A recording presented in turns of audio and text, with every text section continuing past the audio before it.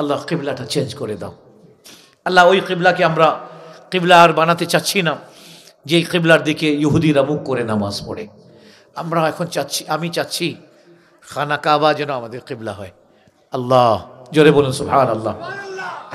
তখন জিবরিল আমিন আসলেন, আসার পরে আল্লাহ তাআলার পক্ষ থেকে এই আয়াতটা নিয়ে আসলেন এবং ইরশাদ করলেন, তারদাহাস, এ হাবিব, আপনাকে রাজি করার জন্য, হাবিব আপনাকে সন্তুষ্ট করার জন্য যান কিবলা চেঞ্জ করে দিলাম আপনাকে রাজি করার জন্য। বুঝা গেল কিবলা আল্লাহ চেঞ্জ করেছেন রাসূলকে রাজি করার জন্য। চিৎকার করে বলুন সুবহানাল্লাহ। আল্লাহু আকবার।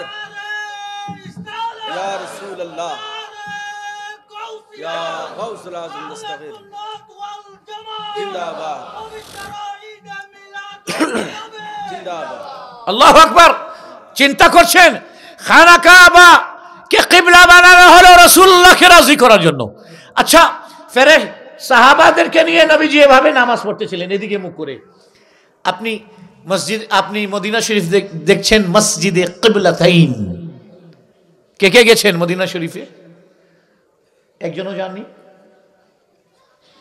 নাই এখানে একজনও? মসজিদে কিবলাতাইন দেখছেন? মসজিদে কিবলাতাইন, কিবলাতুন এক বচন, কিবলাতাইন দু বচন। কিবলাতাইন দুই কিবলা বিশিষ্ট মসজিদ। আরে কিবলা তো একটা হয়। মসজিদে কিবলাতাইন দুই কিবলাওয়ালা মসজিদ। নবীজি এদিকে মুখ করে নামাজ পড়তেছিলেন। যখন বললেন আল্লাহ, মনের মধ্যে চিন্তা করলেন, আল্লাহ আমি আর বাইতুল মুকদ্দাসকে কিবলা বানাতে চাচ্ছি না, আমার মন চাচ্ছে মুসলমানরা খানা কাবার দিকে মুখ করে নামাজ পড়ুক। আল্লাহ তাআলা বললেন, হাবিব আপনি চাচ্ছেন, আমি ওটাই করে দিলাম। আরে নবী চাইলে কিবলা বদলে দেওয়া হয়। এ গুস্তাখে রাসূল ওয়াহাবিরা বলিস যে রাসূলুল্লাহ মরে মাটিতে মিশে গেছেন। আল্লাহু আকবার। শোনো, যতদিন পৃথিবী থাকবে, পৃথিবী ধ্বংস হয়ে যাবে, রাসূলুল্লাহর আলোচনা বন্ধ হবে না। আলোচনা বন্ধ হবে না। আপনি জানেন কোরআনে আল্লাহ তাআলা ইরশাদ করছেন, ইন্নাল্লাহা ওয়া মালাইকাতাহু ইউসাল্লুনা আলান নবী, নিশ্চয়ই আল্লাহ এবং তার ফেরেশতাগণ ইউসাল্লুনা আলান নবী, দুরূদ প্রেরণ করতেছেন নবী পাক সাল্লাল্লাহু আলাইহি সাল্লামের উপর। আসুন, এই ওয়ারাফা'না লাকা যিকরাক এর আলোকে বলতেছি, দুরূদ পাঠ করতেছেন, দুরূদ প্রেরণ করতেছেন, ইউসাল্লুনা আলান নবী, দুরূদ প্রেরণ করতেছেন নবী করিম আলাইহিস সালাতু ওয়াস সালামের উপর। প্রশ্ন জাগে, খুব ধ্যান দিয়ে শুনো, তরুণরা শুনো, প্রশ্ন জাগে, আল্লাহ তুমি তোমার ফেরেশতাদেরকে নিয়ে দুরূদ প্রেরণ করতেছো, একটা আমার ছোট্ট প্রশ্ন আছে মাওলা তোমার দরবারে। আরে কি প্রশ্ন আছে কর। আল্লাহ সময় তো বললে না, সময় তো বললে না, কবে থেকে দুরূদ পাঠ করতেছো, দুরূদ প্রেরণ করতেছো ফেরেশতাদেরকে নিয়ে? জবাব আসবে, আরে কবে থেকে, যখন কবে শব্দ জন্ম হয়নি, সৃষ্টি হয়নি।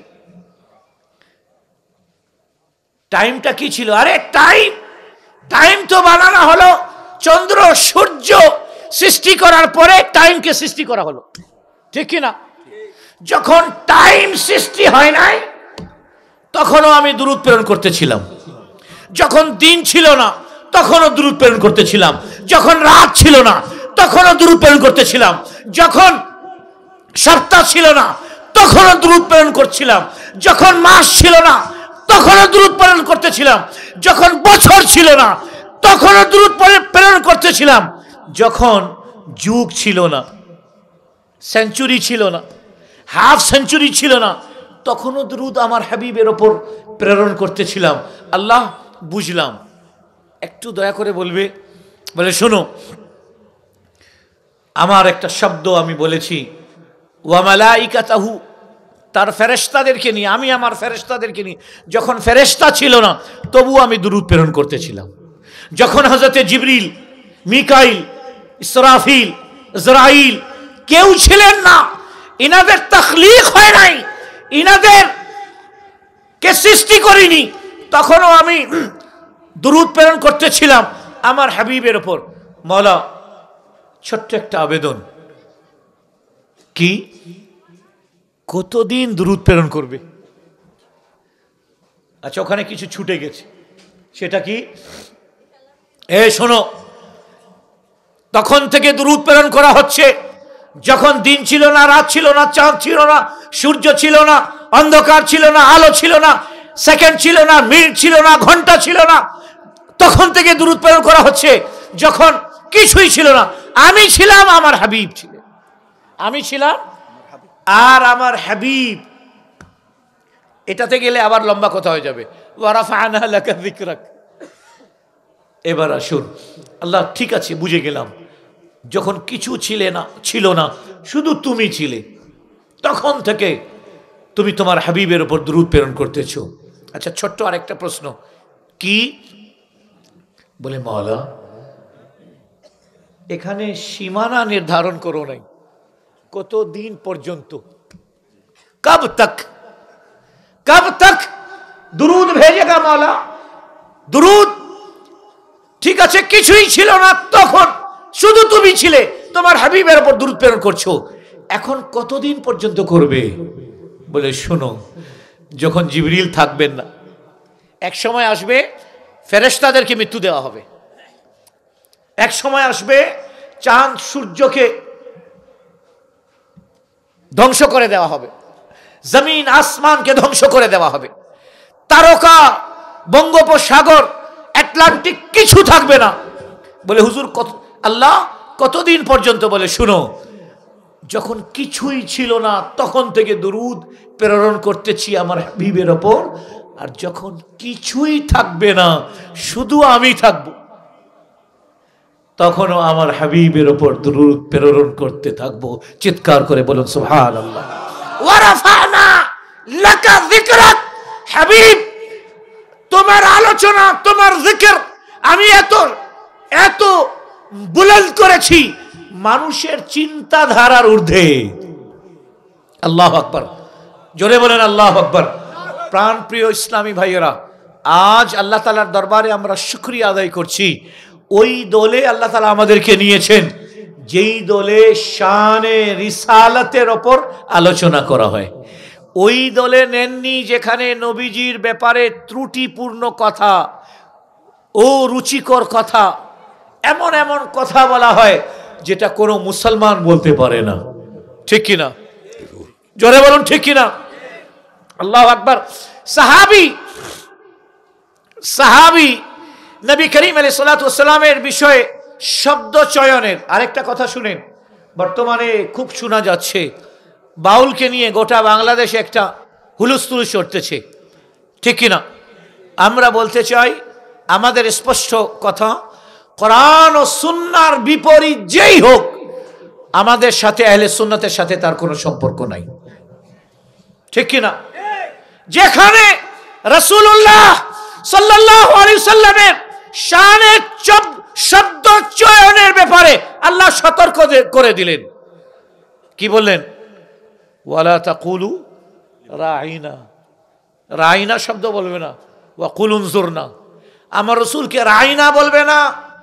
রাইনা মানে রাখাল। ওই ইহুদ ও নাসারা যখন নবীজিকে দেখতো তখন রাইনা রাইনা বলে চিৎকার করতো, আমাদের রাখাল, আমাদের রাখাল।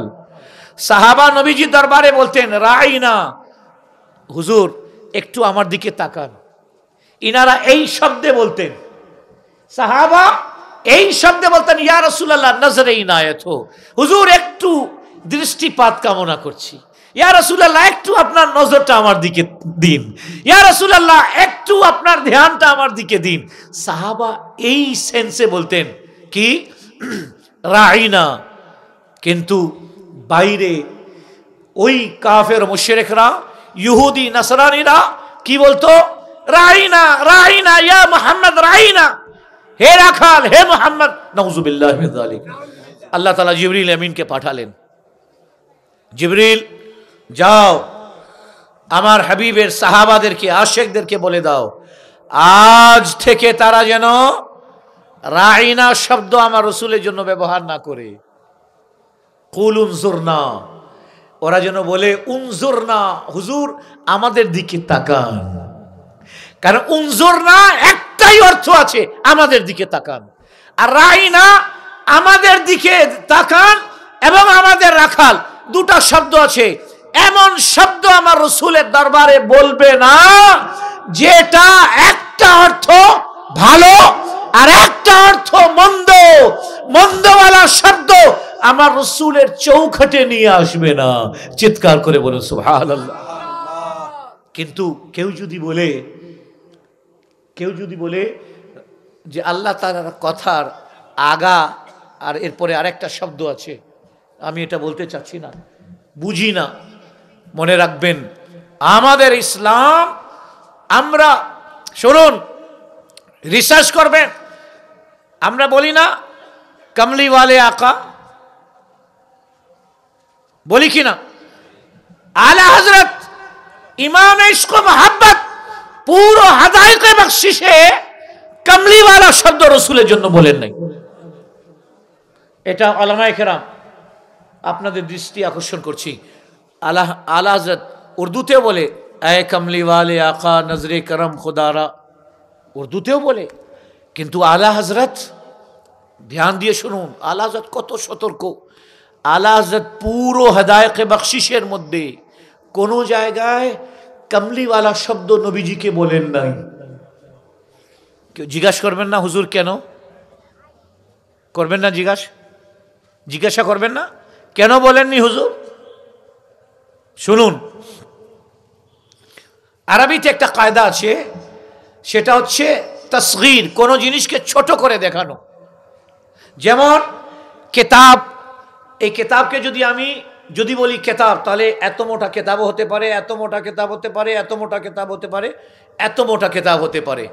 কিন্তু যদি আমি বলি কুতাইব, তাসগীরে সিগা, মানে ছোট্ট একটা পুস্তিকা, কথা বুঝে আসছে? এভাবে শাবুন মানে হচ্ছে তরুণ, কিন্তু আমি যদি বলি শুআইব, ছোট্ট একটা তরুণ। রাজুলুন, একজন বীর বাহাদুর পুরুষ, কিন্তু আমি যদি বলি রুজাইল, ছোট্ট একটা পুরুষ। তো আরবিতে তাসগীর আনা হয় ছোট্ট প্রমাণ করার জন্য, কিতাবের ছোট্ট কিতাবের জন্য কুতাইব। শাবুন মানে তরুণ জওয়ান, আর ছোট্ট জওয়ান শুআইব। রাজুলুন মানে পুরুষ, ছোট্ট পুরুষ রুজাইল। এভাবে উর্দুতে কম্বল মানে কম্বল, কম্বল মানে কম্বল, আর কামলি ছোট্ট কম্বল। কথা বুঝে আসছে? কামলি মানে ছোট্ট কম্বল, এটা উর্দু ভাষা। যেহেতু আমার তো মাতৃভাষা, আমাদের হযরতে নিজামুদ্দিন আউলিয়া রহমতুল্লাহ আলাইহির আমরা বংশধর। 47-এ আমার দাদা ছিলেন নর্থ বেঙ্গলে, তো আমরা বাসাতে এখনো উর্দু বলি। তো কম্বল, কম্বল মানে বড় কম্বল, আর কামলি তাসগীর, ছোট্ট একটা কম্বল।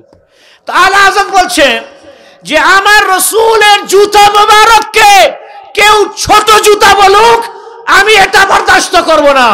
আমার রসুলের কম্বল মোবারককে কেউ ছোট কম্বল বলুক, আমি এটা বরদাস্ত করব না।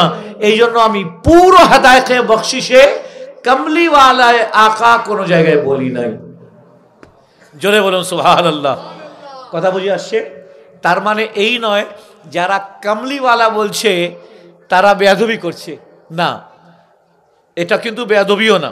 কিন্তু আলা হযরতের আমরা সুন্নিরা, আমরা তো নর্থ বেঙ্গলে আছি, ওয়ারাফানা লাকা যিকরাক, এটার উপর যতটুকু আলোচনা সুন্নিরা করে, ওয়ারাফানা লাকা যিকরাক, সূরা আল ইনশিরাহ এর সত্যিকার তাফসীর যেভাবে সুন্নিরা করে, পৃথিবীতে এরকম তাফসীর কেউ করে না।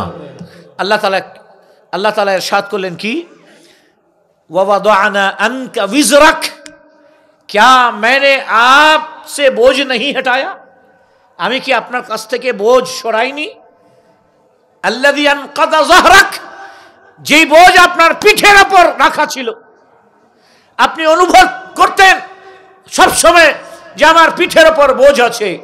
ওয়া রাফা'না লাকা যিকরাক, হাবিব আপনার জিকির কি আমি উচ্চ মহান বুলন্দি দান করেছি।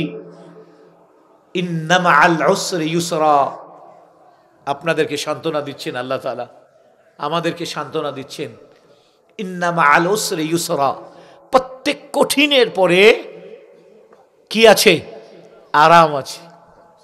প্রত্যেক অশান্তির পরে শান্তি আছে, প্রত্যেক অভাবের পরে নেয়ামত আছে। ইন্না মা'আল উসরি ইউসরা।